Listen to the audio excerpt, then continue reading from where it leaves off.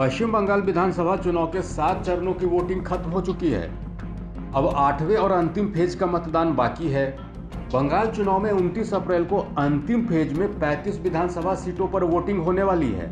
पश्चिम बंगाल विधानसभा चुनाव के 8वें और अंतिम फेज में कुल 283 उम्मीदवार मैदान में हैं। 8वें फेज में 283 उम्मीदवारों में 23% पर आपराधिक मामले दर्ज हैं।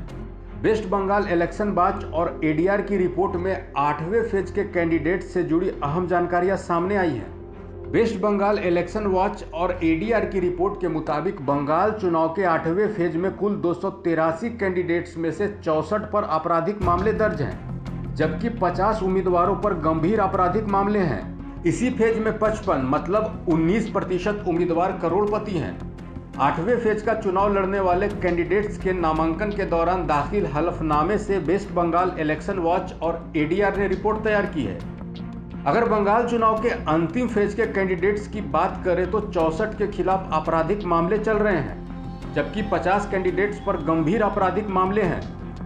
कैंडिडेट्स पर दर्ज मामलों में हत्या, हमला, रेप, अपहरण जैसे क्रिमिनल्स केस भी शामिल हैं। इन उम्मीदवारों पर महिलाओं से अत्याचार के मामले भी दर्ज हैं। कई केस में 5 साल का सजा का प्रावधान है।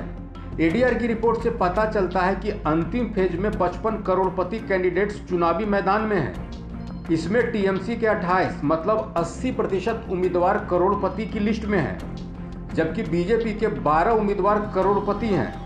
कांग्रेस के 5 और माकपा के 1 कैंडिडेट करोड़पति है। इनकी संपत्ति 1 करोड़ या इससे ज्यादा है।